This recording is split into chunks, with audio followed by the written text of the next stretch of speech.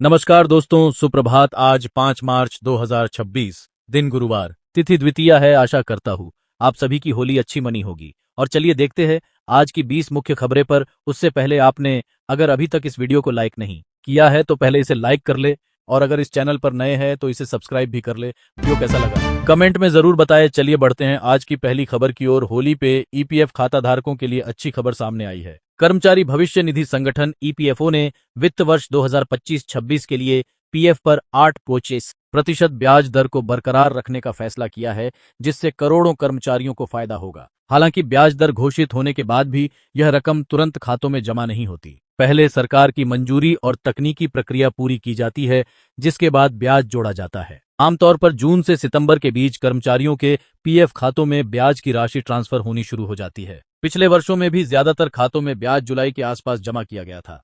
चलिए बढ़ते हैं अगली खबर की ओर। पाकिस्तान के राष्ट्रपति आसिफ अली जरदारी ने भारत पर एक और युद्ध की तैयारी करने का आरोप लगाया है। संसद के संयुक्त सत्र को संबोधित करते हुए जरदारी ने दावा किया कि भारत क्षेत्र में तनाव बढ़ा रहा है और सैन्य टकराव की तैयारी कर रहा है। उन्होंने कहा कि पाकिस्तान शांति चाहता है और भारत को बातचीत के जरिए मुद्दों का समाधान करना चाहिए। जरदारी ने भारत द्वारा सिंधु जल संधि से जुड़े फैसलों की भी आलोचना करते हुए इसे हाइड्रो टेररिज्म बताया। हालांकि उन्होंने यह भी कहा कि युद्ध किसी भी समस्या का समाधान नहीं है और दोनों देशों को बातचीत के रास्ते पर लौटना चाहिए।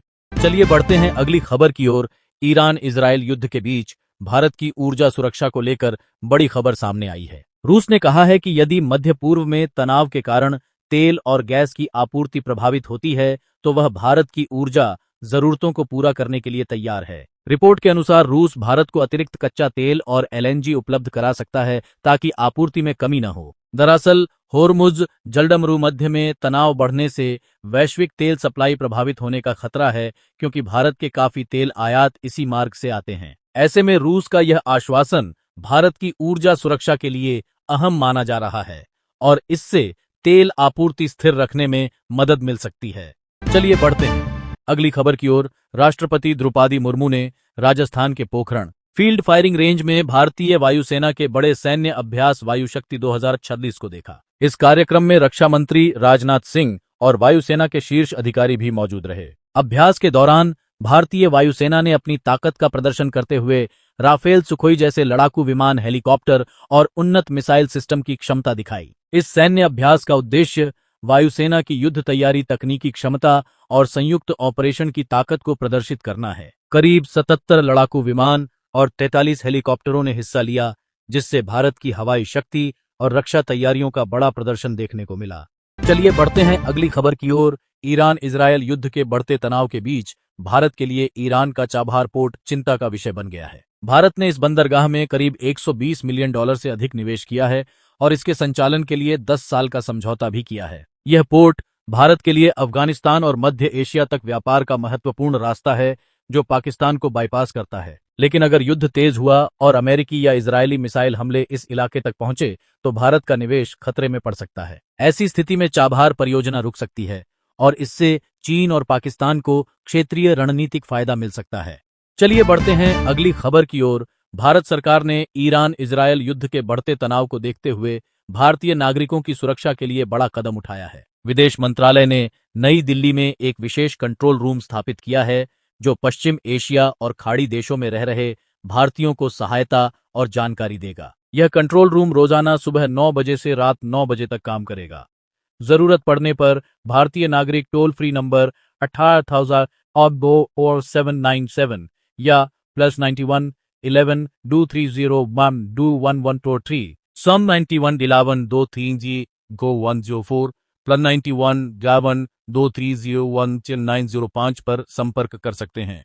साथ ही सरकार ने ईरान, इजरायल, यूएई, कुवैत और अन्य देशों में भारतीय दूतावासों के इमरजेंसी हेल्पलाइन नंबर भी जारी किए हैं, ताकि संकट की स्थिति में तुरंत मदद मिल सके।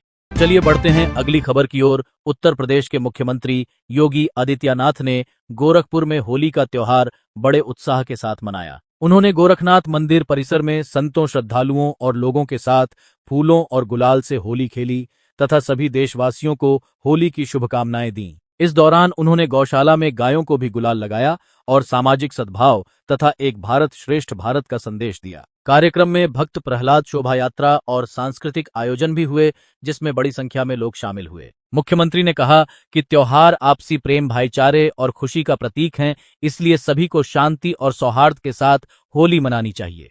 चलिए बढ़ते हैं अगली खबर की ओर। बिहार की राजनीति में राज्यसभा चुनाव को लेकर सस्पेंस बना हुआ है। चर्चा है कि मुख्यमंत्री नीतीश कुमार के बेटे निशांत कुमार की राजनीति में एंट्री हो सकती है और उन्हें राज्यसभा भेजा जा सकता है। जेडीयू के अंदर संभावित उम्मीदवारों को लेकर कई दौर की बैठकें और नेताओं की मुलाकातें भी हुई हैं। वहीं यह भी कयास लगाए जा रहे हैं कि अगर नीतीश कुमार राज्यसभा जाते हैं तो बिहार की राजनीति में बड़ा बदलाव हो सकता है और मुख्यमंत्री पद को लेकर नई चर्चा शुरू हो सकती है। हालांकि पार्टी की ओर से अभी तक आधिकारिक घोषणा नहीं की गई है, इसलिए राज्यसभा उम्मीदवारों को लेकर सस्पेंस बना हुआ है। चलिए बढ़ते हैं अगली खबर की ओर।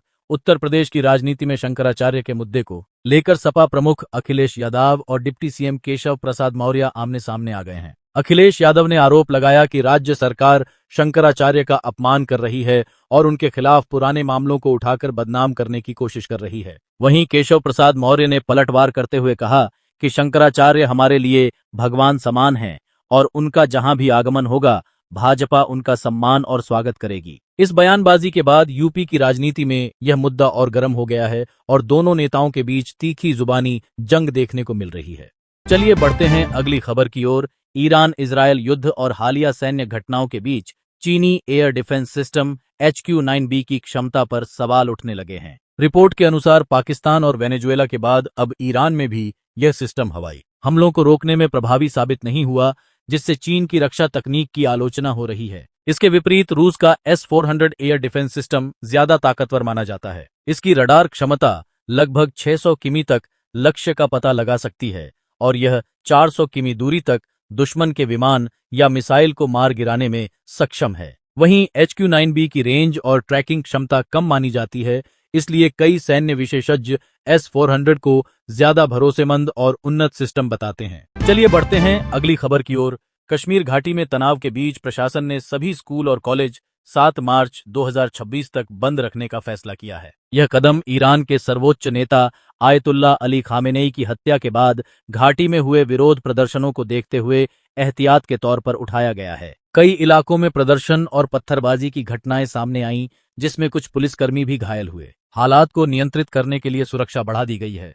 श्रीनगर के कई संवेदनशील इलाकों में पाबंदियां लगाई गई हैं और मोबाइल इंटरनेट की स्पीड भी कम कर दी गई है। प्रशासन का कहना है कि स्थिति पर नजर रखी जा रही है और शांति बनाए रखने की अपील की गई है। चलिए बढ़ते हैं अगली खबर की ओर। पश्चिम बंगाल विधानसभा चुनाव को लेकर भाजपा ने ममता बनर्जी के खेला होबे नारे का जवाब देने के लिए ना खेला होबे रणनीति तैयार की है। पार्टी का फोकस राज्य की लगभग सभी 240 विधानसभा सीटों पर मजबूत संगठन और स्थानीय चेहरों को आगे लाने पर है। भाजपा की योजना बूथ स्तर तक नेटवर्क मजबूत करने, कथित फर्जी वोटिंग के खिलाफ अभियान चलाने और टिकट वितरण में स्थानीय नेताओं को प्राथमिकता देने की है। साथ ही बड़े पैमाने पर रैलियां, यात्राएं और जनसंपर्क कार्यक्रम चलाकर लोगों तक पहुंच बनाने की तैयारी की जा रही है। पार्टी का दावा है कि इस रणनीति के जरिए वह तृणमूल कांग्रेस को कड़ी चुनौती देने की कोशिश कर रही है। चलिए बढ़ते हैं अगली खबर की ओर। बिहार में राज्यसभा चुनाव को लेकर सियासी माहौल गर्म हो गया है। राष्ट्रीय लोक मोर्चा के प्रमुख उपेंद्र कुशवाहा ने महागठबंधन और आरजेडी को खुली चुनौती दी है। उन्होंने दावा किया कि महागठबंधन के कुछ विधायक उनके संपर्क में हैं और चुनाव में क्रॉस वोटिंग हो सकती है। कुशवाहा का कहना है कि एनडीए को इस चुनाव में जीत का पूरा भरोसा है और विपक्ष का गणित बिगड़ सकता है। राज्य की 5 राज्यसभा सीटों को लेकर राजनीतिक जोड़ तोड़ तेज हो गई है, जिससे मुकाबला और दिलचस्प हो गया है। नामांकन और मतदान से पहले बिहार की राजनीति में आरोप प्रत्यारोप और रणनीति का दौर तेज हो गया है। चलिए बढ़ते हैं अगली खबर की ओर। मध्य प्रदेश सरकार ने होली से पहले सरकारी कर्मचारियों और पेंशनर्स को बड़ा तोहफा दिया है। राज्य सरकार ने महंगाई भत्ता में 3% की बढ़ोतरी की घोषणा की है, जिसके बाद डीए बढ़कर 55% से 18% हो गया है। इस फैसले का लाभ लाखों सरकारी कर्मचारियों और पेंशन भोगियों को मिलेगा। बढ़ा हुआ डीए अप्रैल 2026 की सैलरी, जिसका भुगतान मई में होगा, से लागू होगा। साथ ही जुलाई 2025 से मार्च 2026 तक का एरियर भी दिया जाएगा, जिसे सरकार 6 किस्तों में मई 2026 से देना शुरू करेगी। इस फैसले से कर्मचारियों की सैलरी और पेंशन दोनों में बढ़ोतरी होगी और उन्हें महंगाई से राहत मिलेगी। चलिए बढ़ते हैं अगली खबर की ओर। भारत ने क्षेत्रीय तनाव के बीच भारतीय वायुसेना के बड़े सैन्य अभ्यास के लिए नोटिस टू एयरमैन जारी किया है। इसके तहत 5 से 12 मार्च तक भारत पाकिस्तान सीमा के दक्षिणी सेक्टर के पास एयर स्पेस को युद्धाभ्यास के लिए रिजर्व किया गया है। इस कदम के बाद पाकिस्तान सतर्क हो गया है और उसने सीमा पर चौकसी बढ़ा दी है। रिपोर्ट के अनुसार राजस्थान सिंध क्षेत्र के पास होने वाले इस सैन्य अभ्यास के कारण पाकिस्तान की सेना और वायुसेना भी अलर्ट पर हैं। हालांकि ऐसे नोटेम आमतौर पर सैन्य अभ्यास से पहले जारी किए जाते हैं ताकि नागरिक विमान उस क्षेत्र से दूर रहें और अभ्यास सुरक्षित तरीके से किया जा सके। चलिए बढ़ते हैं अगली खबर की ओर। महाराष्ट्र में होने वाले राज्यसभा चुनाव 2026 को लेकर सियासी हलचल तेज हो गई है। 16 मार्च को राज्य की 7 सीटों पर चुनाव होना है, लेकिन मौजूदा राजनीतिक गणित के कारण सभी सीटों के निर्विरोध चुने जाने की संभावना जताई जा रही है। सत्तारूढ़ महायुति के पास पर्याप्त संख्या बल होने से उसके 6 उम्मीदवारों की जीत लगभग तय मानी जा रही है, जबकि महाविकास आघाड़ी की ओर से शरद पवार को उम्मीदवार बनाए जाने की चर्चा है। अगर सभी दल तय संख्या के अनुसार उम्मीदवार उतारते हैं और अतिरिक्त प्रत्याशी नहीं आते, तो इन 7 सीटों पर मतदान की जरूरत नहीं पड़ेगी और सभी उम्मीदवार निर्विरोध चुन लिए जा सकते हैं। चलिए बढ़ते हैं अगली खबर की ओर। बिहार में राज्यसभा चुनाव को लेकर एनडीए के भीतर सीट बंटवारे के बाद राजनीति तेज हो गई है। इस बार लोक जनशक्ति पार्टी रामविलास को एक भी राज्यसभा सीट नहीं मिली, जबकि पार्टी के पास 19 विधायक हैं।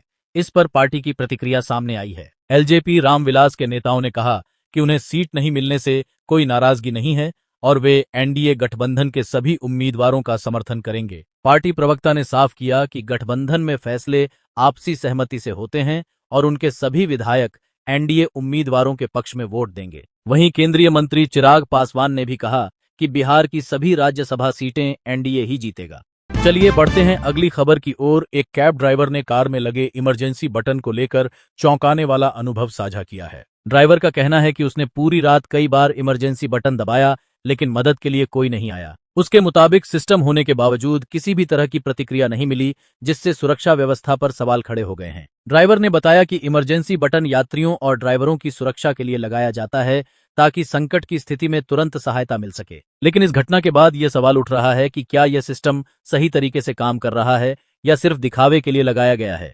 वीडियो को पूरा देखने के लिए धन्यवाद। इस वीडियो के बारे में आपके कोई सुझाव हो तो उसे कमेंट बॉक्स में जरूर लिखें और अगर आप इस चैनल पर नए हैं तो इसे सब्सक्राइब भी कर ले। वीडियो को लाइक और शेयर जरूर करें। धन्यवाद।